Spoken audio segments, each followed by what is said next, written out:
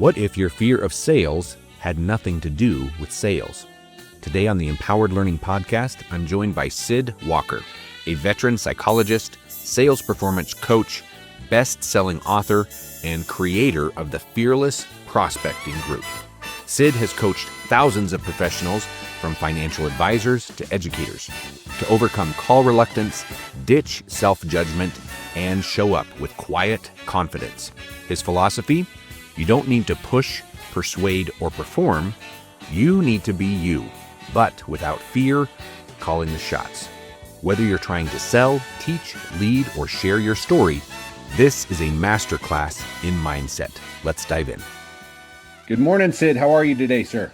I'm doing great. How about you, Andy? I'm doing good. Thank you so much for joining us. Looking forward to this. You bet. Oh, yeah. Looking forward to it. That's awesome. So before I give you our first question here, just a little bit of a background.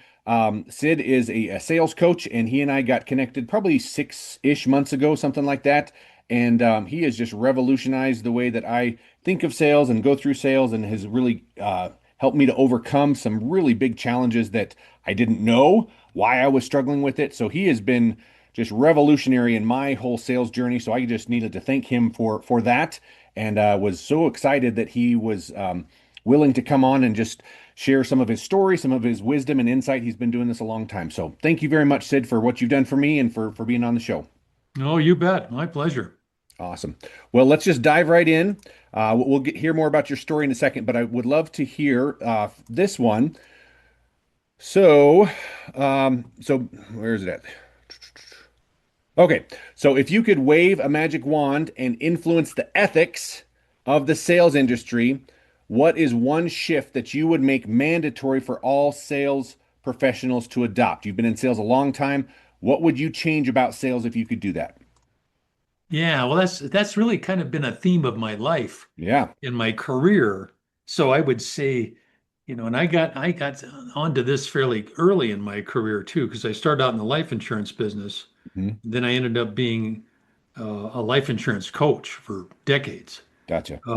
So that was a profound shift there, which is um, your focus is really on helping people figure out what to do with their money. In other words, what you're trying to come up with answers that feel right to the client. Okay. In other words, that was a big. I've always been good at teaching salespeople how to do what feels intuitively right. Right. And then at some point along the way, I mean, I've always been good from a coaching standpoint, but it's like my clients really took off when they started to focus on helping the client figure out what feels right to them. Mm-hmm. It's kind of like I've been a sales coach for 40 years, and I basically teach people how not to sell. I can attest to that. That's a Yeah, nice statement. you make way more sales if you're a Mm. problem solver. Yeah. Right. Because you're trying to help people solve problems, and that's where the sale is going to be. Is what product, service, something along that line is going to solve the problem. Mm-hmm. And sometimes there are no problems to solve. Sure. So in the financial services world, it's more like it doesn't happen very often. But if somebody really has done a lot of good work on their portfolio and Mhm. everything's in place, there Sure. may not be anything to do. Right. And that's okay. Right. Uh, so just a different philosophy than you've got kind of I do a lot of work on the ego. A lot of Mhm. people are not familiar with that information, but it's not new. I mean, it's thousands of years old. Right. It's the it's the Adam and Eve story. I mean, you've got really the two voices in your head are the Holy Spirit and the ego. The ego is Mhm. called the separated self. It's obsessed with its own survival. It's obsessed with our survival, and so it's a control freak. Mhm. Um, and so a lot of the world is based on that ego mentality. Right. And so sales especially tends to has always been governed by that. I mean, your job, that guy's got the guy you're sitting with there has your money in his wallet, and your job's to get it. Yeah. You know, that's the Right. ego. That's the ego-driven sales model. Right. So to me, it's very. Uh, I just saw early on. I remember to me, permanent life insurance with a good mutual company is one of the most amazing products ever invented. And I'm going, why is such an amazing thing sold in such a sleazy way? Mm-hmm. So a lot of my life became about changing that, Mm-hmm. so that uh, uh, once people understand how permanent life insurance works, uh, they people will say, well, why wouldn't I buy that? I go, Yeah, exactly, you know. exactly. Yeah.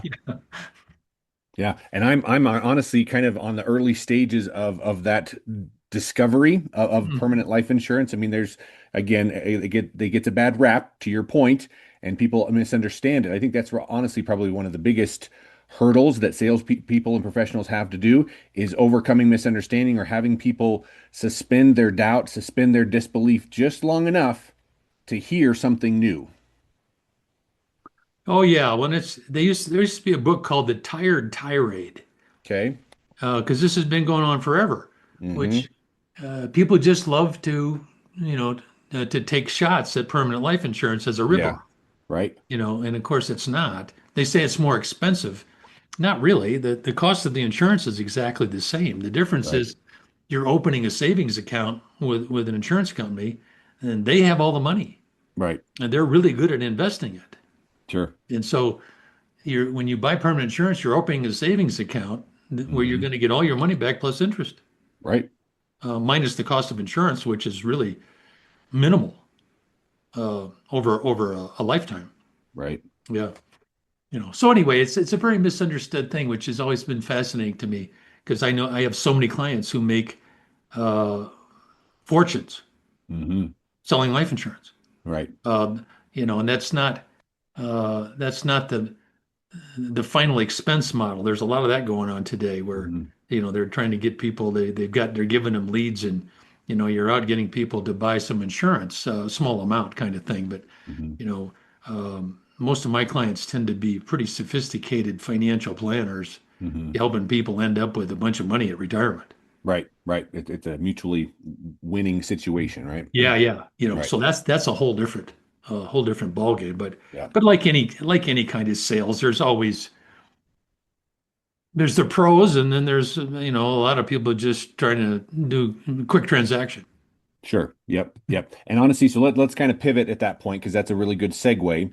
Yeah. Another reason that I was very much drawn to your style of coaching and just that you can hear your heart, you're a very genuine person, is that I think you call it a low-key sales approach, which Hmm. I love. I come from education, and the idea of pressuring sales has always felt just yucky to me. Like it gives me a pit in my stomach. I've experienced it on being on the receiving side. So I definitely did not want to be a part of subjecting other people to a pressure sale. So I've always loved how you approach things from a genuine aspect, wanting to help people, listening, and then trying to your point, problem solve to a point where if there's something that we have in our portfolio that could help you, then it's just a discovery process to move forward. Hmm. So Yep. not sure if there's a question in there, but just a little bit of a summary from my work with you. That's some of the things that I've really picked up on your teachings. One of my favorite lines I get people laughing at is, "I'm so low key, you got to let me know if you want to buy something." I like it. It's not a bad deal. Yeah. I love it. Well, Sid, take us back a little bit. You mentioned life insurance and that you kind of started in the financial space, and then at some point you shifted to coaching. Kind of tell us a little bit about your journey as to what brought you and I together here just in the last 6 months or so. Well, I would say a good portion of my career, I've been really good at. My main message for a long time was how to have a 90% closing ratio without being pushy or aggressive, Okay. and then get an abundance of quality referrals. Okay. That was kind of my tagline for the financial services business. And then the 80s investments, financial planning came on the scene, and then a lot of the life insurance people started doing a lot of investment work. So Hmm. so I ended up, with that group, more both life insurance and investment kinds of things. And so I've always been good at interviewing. I've always been good at getting referrals, and then of course call reluctance. Hmm. Uh, I mean, I remember when I was a kid, right out of college, my mother said to me, well, why don't you go check out the life insurance business? All those guys live in big houses. Mm. So I had no idea what I was getting into, but at Right. any rate, that was the career counseling of my mother at the time. But uh, looking back, you find out very quickly what call reluctance is because people don't Mm. want to talk about death and dying. Yep. And I didn't really understand that, but so it turns out that my whole career was really based on the my entry into the life insurance business because I became because of out of necessity, I had a lot of my own call reluctance, which Okay. is Right. basically just a fear of rejection, a Mhm. fear of there's all kinds of parts to it, but it's a complicated issue. But basically, it's a fear of rejection and a whole bunch of other fears that you can add to it, and so that was a driving force to overcome that. And then, of course, the other part was to really become a to teach and train people to be a real asset to people in terms of helping them do good things with their money, Mhm. rather than just try to just sell a product and move on, never talk to them again. Right. So I mean, I was kind of at the front end of the, you're going after lifelong clients, Yeah. Right. people that you're going to be with for a long time, helping them with their money. And so, I mean, so much has happened in 40 years that I've been doing that. I mean, the technology is amazing. The products are amazing. Uh, it's just kind of there's so much to it. But Mhm. at any rate, uh, at I'm 74, so that my career has gone through a lot of different processes or changes, and I used to speak a lot. That's how I Mhm. got clients, and then Mhm. I've got 7 books on Amazon, and did a lot of training, and then the internet happened, and I started to do more webinars and some, teleseminars initially, and so now there's so much competition. There's so many coaches in the financial services world. As I got older, I just said, well, I want to advertise. I found a guy that I like, Jason Nyback, who's one of the top people on Facebook advertising. He's a marketing guy for coaches mainly. And then I hired him about 5 years ago, and he helped me double my income, and we're probably going to double it again next year, which is pretty amazing. Yeah. And trying not to work more than about 30 hours a week. Right. Yeah. That's good. Mhm. So I'm spending, 100 grand a year on advertising, so I don't have to make any phone calls for the most part. Mhm. And but that's been an interesting process to learn how to do all that stuff. Sure. Uh, but the reason that uh, since I decided to go the advertising route and found somebody that I could trust to do that, then I said, okay, what's the biggest hook that I have from an advertising standpoint? Well, it's call reluctance. Mhm. That's huge. I mean, the number of people that have call reluctance is, big. Yes. Uh, I mean, there's a lot of people that aren't in sales because they can't imagine getting around that obstacle. Uh, Mhm. so that's been, and then I guess the other part of it is because call reluctance is overcoming fear. Um, and I've always been good at that. And partly out of necessity, I'm trying to overcome my own fears. Right. Um, so uh, as I like to say, the coach always learns the most. Mhm. Right. Love that. Because not only do you come up with things that are going to work, but you have those same conversations all the time, every week, Right. year after year after year, and so you keep, your level of learning is just astronomical uh, in terms of what you become aware of and what you can Mhm. help people do, Right. and then I was taught to coach intuitively by Cherie Carter Scott, who's still around. She's Mhm. uh, made millions. Both her books are New York Times bestsellers, and as a coach, but I was trained. I got certified to coach with her in 1980. Mhm. That's a long time. That was like probably 10, 15 years ahead of much of the coaching world Mhm. waking up Right. as an occupation. My Right. mother used to say, "What's a coach? Why don't you go get a real job?" Oh, mom. Yeah, yeah. but anyway, so that's kind of how it's evolved, So Hmm. um, more into the interviewing and helping people with their closing ratio and getting referrals, and then Hmm. in recent years, I focused more on the call reluctance because that was a better thing to advertise, Hmm. and it's worked. You know, there's Hmm. um, there's a lot of people, and I just made my $800 internet course called Fearless Prospecting Mindset, Yep. which I see you have on your screen there. Yep.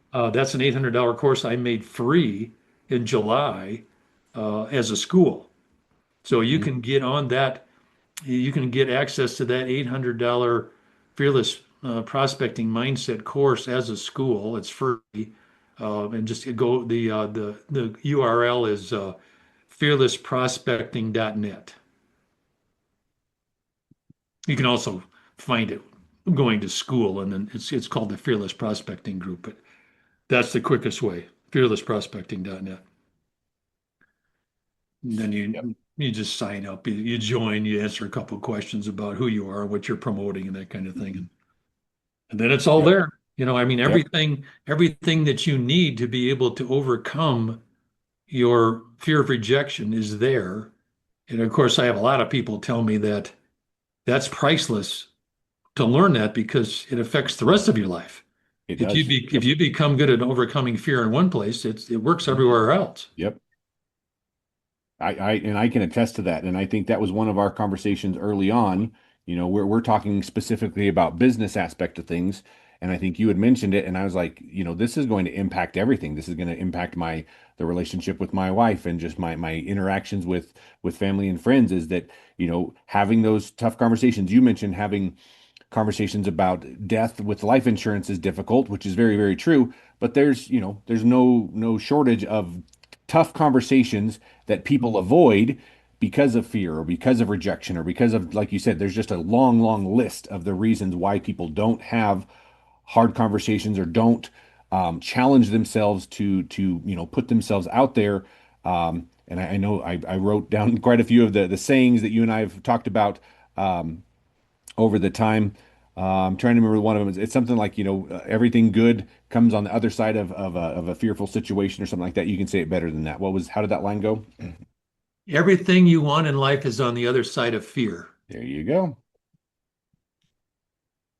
Yeah, there's some guy, Jack Canfield has a version of that. There's a guy that came up with it before him. I can't think of his name right now. So that's been around for over 100 years, but Right. it's powerful, powerful concept. No, I completely agree. Completely agree.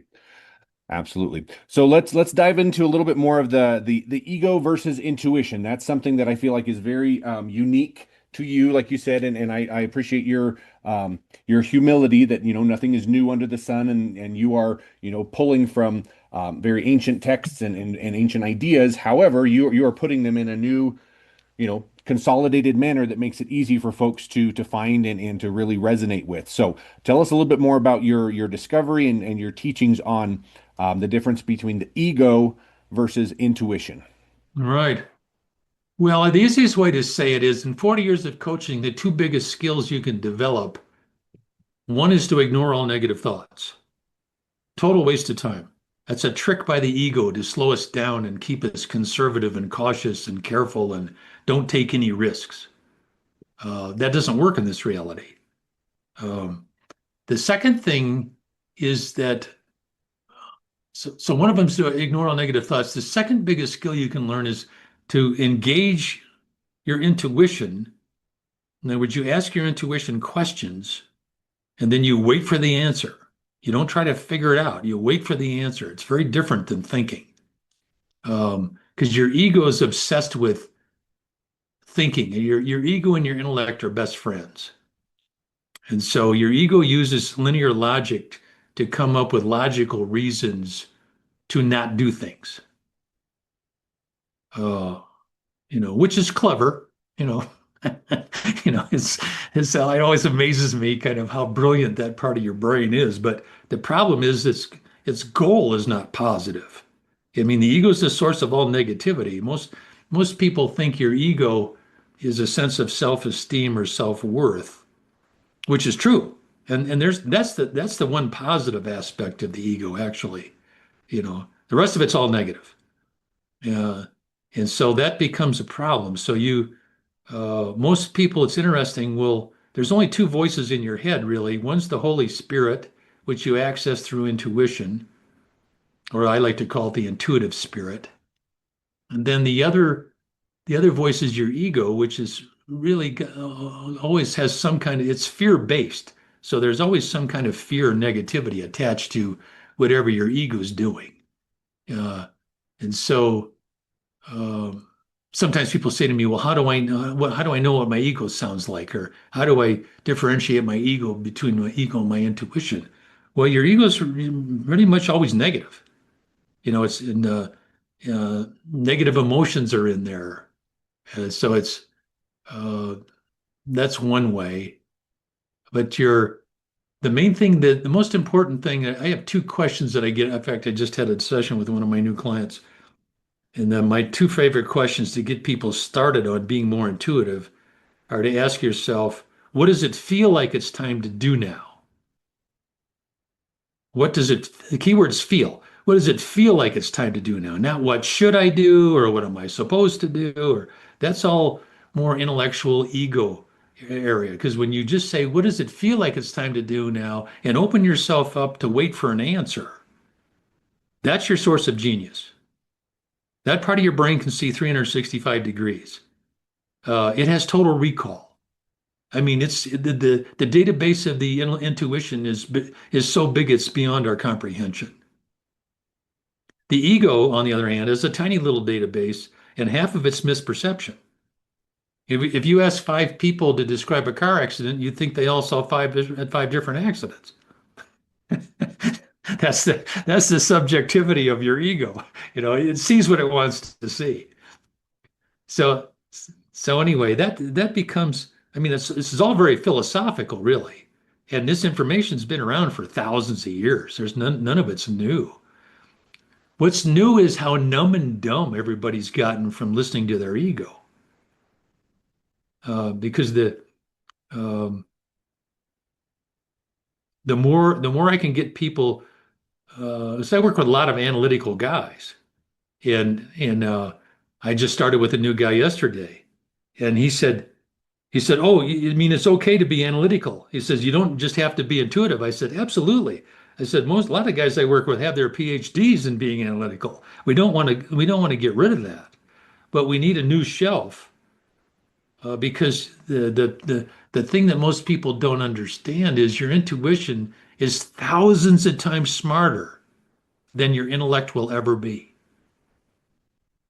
and we've been trained to ignore it, mainly because your ego doesn't like it. Your ego wants to be in control. It wants to figure out all the answers. It hates risk. It hates rejection. It hates the unknown. So your ego wants to figure out what's going to work every time and do it perfectly. Well, that's insane. But that's what most of us are trying to do. One of the total opposite, the ego and the Holy Spirit really are total opposites, or your Hmm. intuitive spirit. One of my favorite examples is your ego wants to, like with call reluctance, for example, in Hmm. telephone language, your ego wants to get all your language perfect so that everybody says yes, no matter what. Of course, that's not going to happen, Right. but that's one of the goals. Whereas if you're being intuitive, your intuition's a totally different animal, so to speak. It will actually lead you into mistakes that will Huh. make you successful quicker.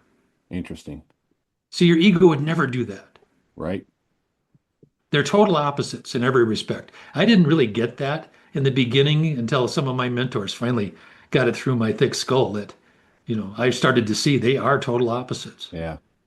Yeah, I love Well, that. You told a story which I thought was resonated. You and I have kind of shared fondness of sports and different things like that, and the connection that you had mentioned to me about using your intellect versus your intuition when it comes to sports, I thought just really resonated and kind of drove home the idea of how they are polar opposites. And it's not that you are operating outside of your intellect. However, what do you lead with? So I'd love for you to share that story.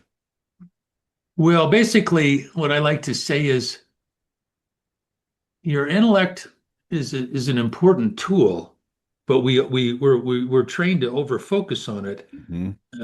Particularly from my perspective, if you're doing anything more complicated than adding a column of numbers, Okay. your intellect is going to break down pretty fast. Yeah. It wasn't designed to do strategic thinking. Hmm. And the other part that people need to hear is your intellect and your intuition are supposed to work together. Yeah. They're not opposing. They're Sure. just Yep. different.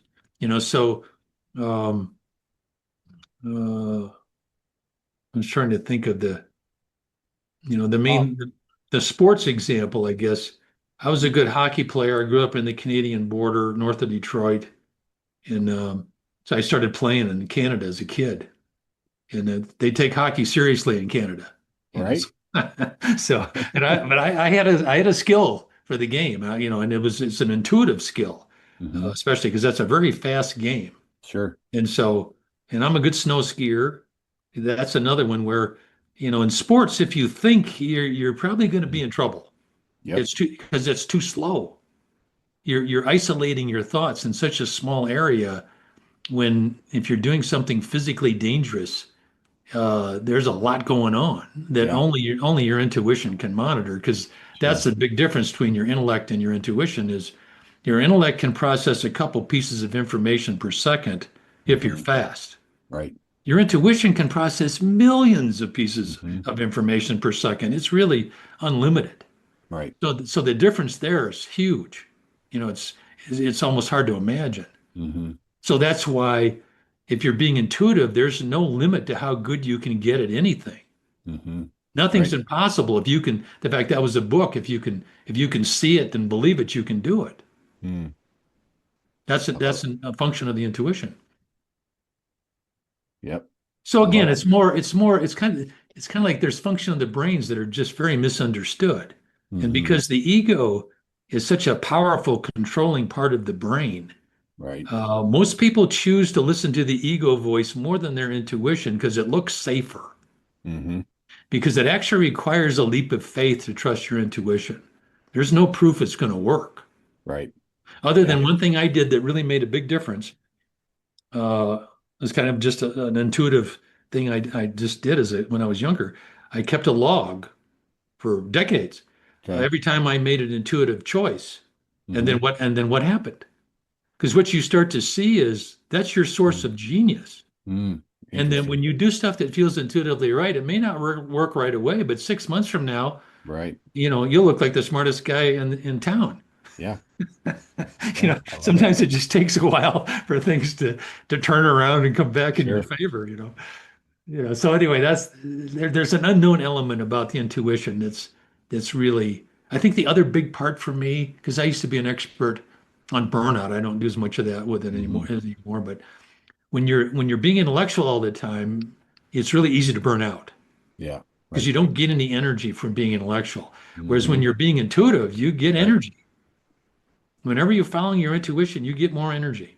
In fact, one of my mentors, one of the top consultants in the world at one point, Kurt Wright's his name, but he said to me early on, I used to travel with him. He said, if you're doing this right, he said, you should end your day with more energy than when you started.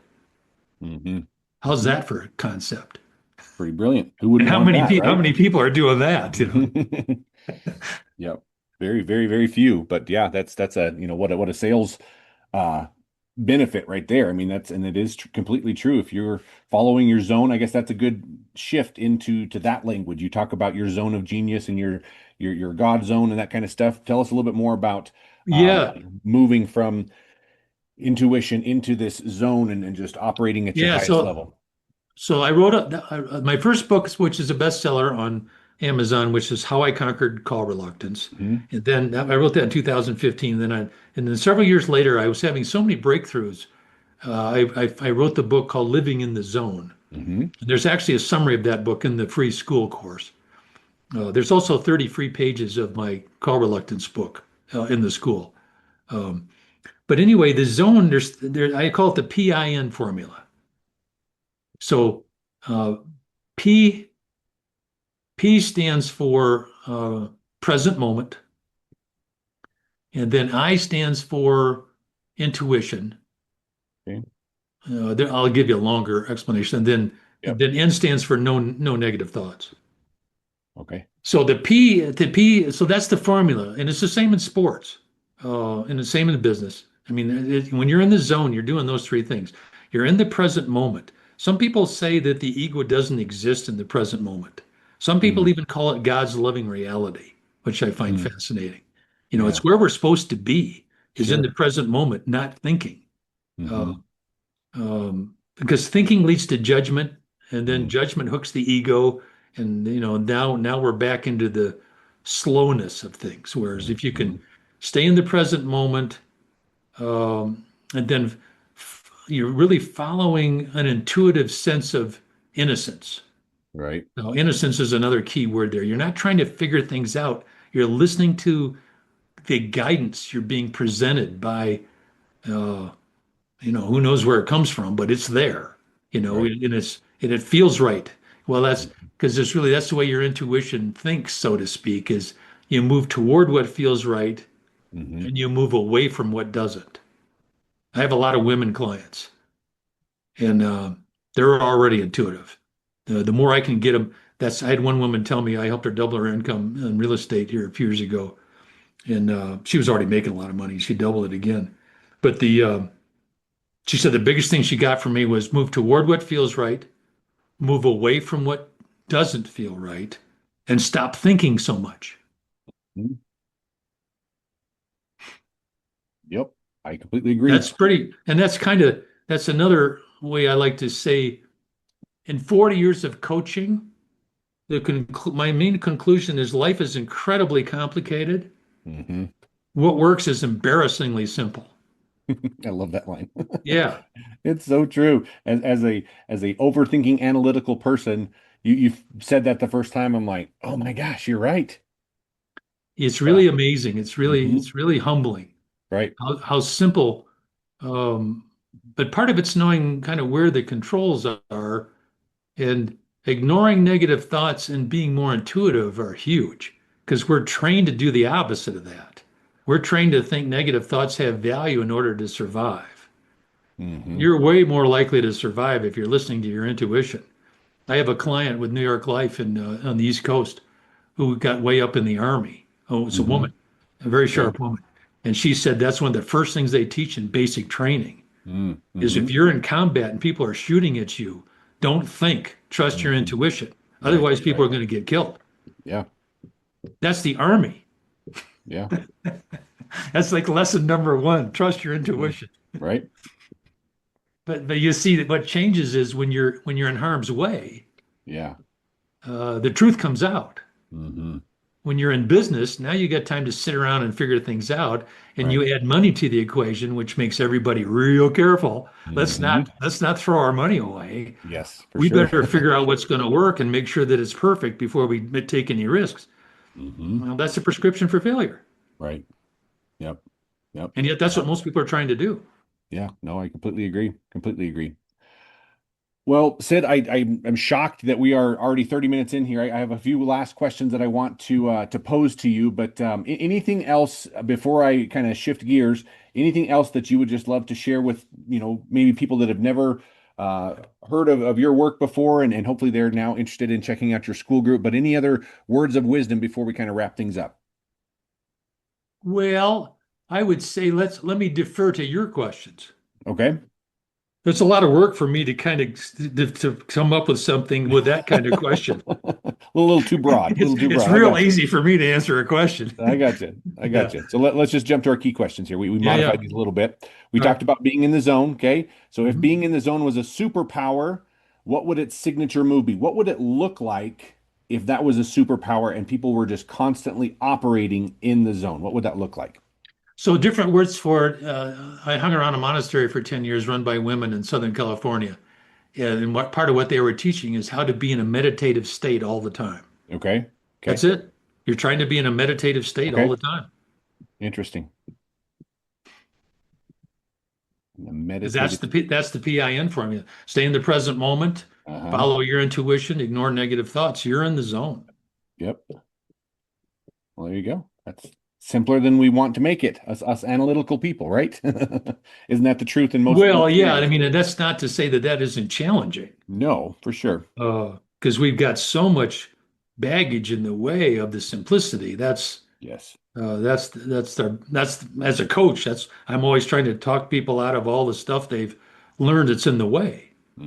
Yep. Yep. Guilty. We Oh have yeah, long oh conversations yeah. about that, don't we? Well, and it never ends. I'm doing the same thing. Yeah. I'm always finding new versions of my own limitations. Mm-hmm. I love that. I love Yeah. that. Okay. All right. Question number two for you. What learning? Obviously, you're continuing to learn. You mentioned, some new success with a new coach and some sales and that kind of stuff. But what, if you could highlight one learning that has impacted you most in the last year, what do you think that would be? So that's an interesting question. I was thinking about that earlier today, knowing you were asked that question. So you learn so much as a coach. Hmm. I used to try to write stuff down, Okay. and you can't. You learn Yeah. so much every day. You Hmm. can't learn it. But the good news is I finally learned that your intuition has total recall. Yes. I If I love sit that. down to write a book, it all comes back. Yeah. So you don't have to remember everything consciously. But so number one answer to that is I learn so much all the time. It's hard to keep track of, but Yep. certainly there are those things that stand out. And I would say one of them, I just happened to be surfing on the internet looking for something, and I saw this guy's name, Neville Goddard, who I'd never heard of before. Turns out he Hmm. was kind of a new age author, died in 73. He's from Okay. Barbados, I think an English guy kind of, and but brilliant author, wrote 20 books. Well. And I just happened to see what the title of one of his books was, The Feeling is the Key, or Feeling is the Secret, something like that. Mm. And then I read that book. It was only 21 pages, Huh. but it was about affirmations. And I Okay. just forgotten, I've written a bunch of stuff on affirmations. I've studied some of the top people, Right. but it made me realize reading those 21 pages that I had lost the edge of affirming things. Because you're Mm. supposed to affirm whatever you want to create as if it already exists. Right. And what I realized is when I was reading that book, which was a turning point for me, is I've been doing well in recent years, but my affirmations got really soft because Mm-hmm. what my main affirmation was, I hope this works. Right. That's not very affirming, is it? That's not very powerful. Yeah. So now it's like one of my favorites is I now have the body of a 45-year-old in perfect health, body, fat, and fitness. There you go. And I'm 74. Yeah, I love it. And I'm in great health. Yeah. So, again, it's amazing how powerful that, again, it's very simple. Hmm. It's in the Bible. I mean, Jesus affirms that. I mean, when you do AI, which I do a lot, I'll check out spiritual questions and say, what did Jesus say about affirmations? Well, Hmm. the essence of one of the things he said was, don't don't be casual about the things you want to create. Wow.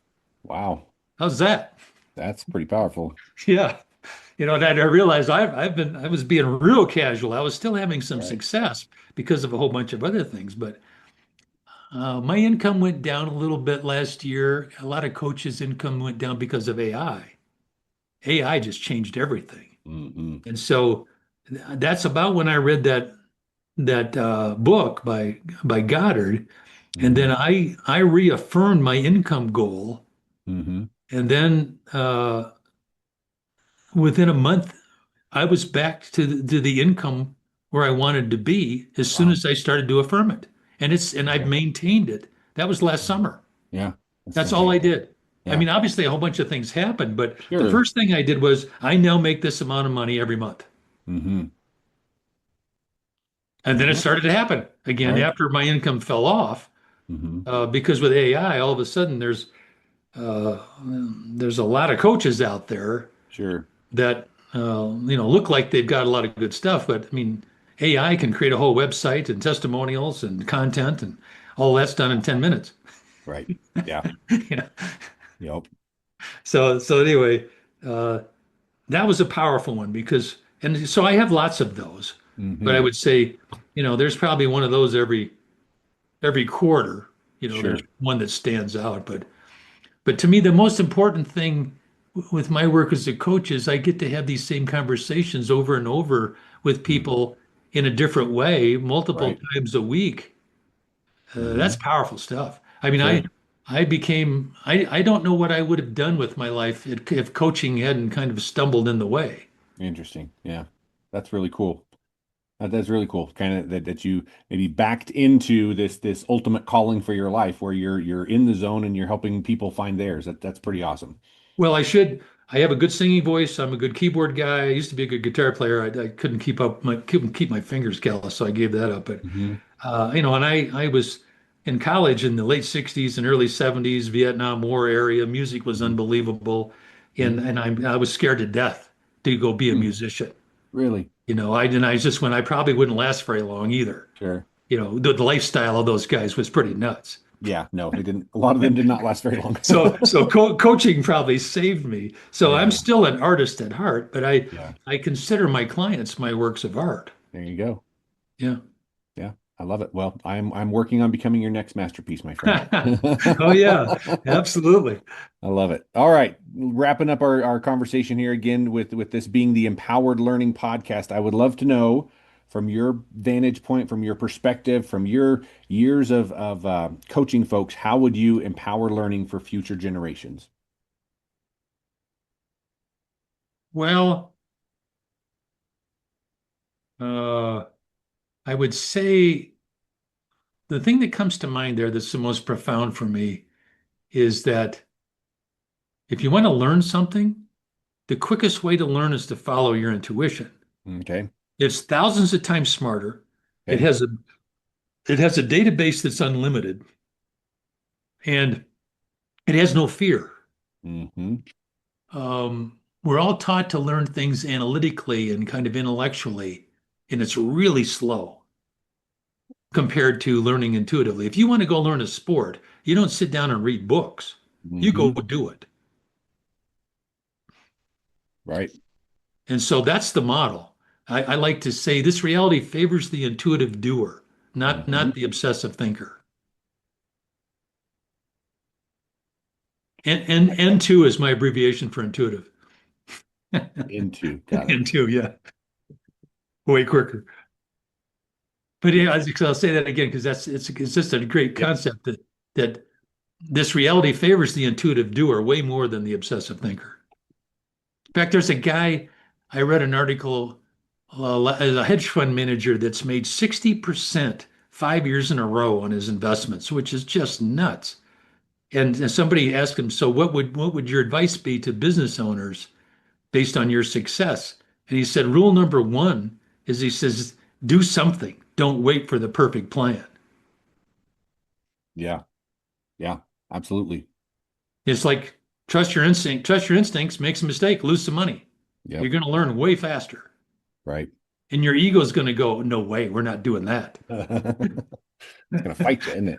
We can't just waste our money, But of No. course, you don't want to throw the baby out with the bathwater. You don't Correct. want to be dumb and Right. and or irresponsible or flippant, emotional. All those are problems. But Sure. I mean, I look back over my life, my biggest mistakes came from being emotional, Hmm. combination of emotional and negative, where I was doing things out of insecurity or fear of Okay. some kind. Whereas if I can calm down and engage more of my intuitive part of my brain, um, that tends to work. Right. You Right. know, maybe not right away, but Hmm. as one of my mentors said to me one time, one of my favorites is, she said, when you're following your intuition, your mistakes will work. Hmm. Hmm. You can't beat that. Now, it may take some time. It may not happen overnight, but I've had that happen several times in my life where I thought I'd made a huge mistake, and it turned out 6 months later to be a stroke of genius Right. because things just changed.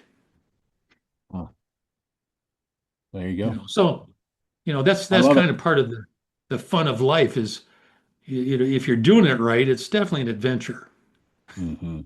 If Exactly you're right. trying to figure it all out, that's what I said earlier. People tend to burn out, Mm. and it's not as much fun. It may Right. look like it's less risky to try to figure everything out, but there's an element to this reality that you can't escape, which is you're never going to know Mm, enough to be absolutely certain. There's always a correct. risk. Correct. Yeah. Correct. I love it.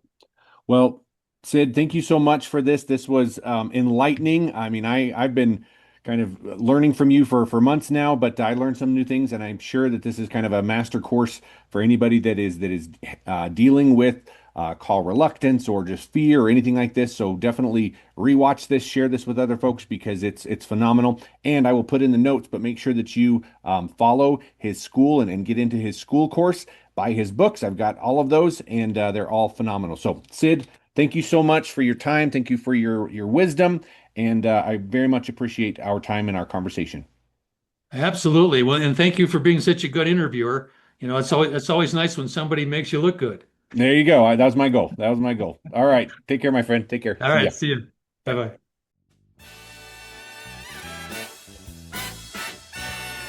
Fantastic. If Sid's message resonated with you, if you've been wrestling with fear, pressure, or resistance in your own journey, go check out sidwalker.com. His Fearless Prospecting course is full of gold, and his low-key, values-based approach just might change how you think about confidence forever. If you enjoyed this episode, please subscribe, leave a review, and share it with someone who's ready to sell or serve without fear. Until next time, keep learning, keep growing, and stay empowered.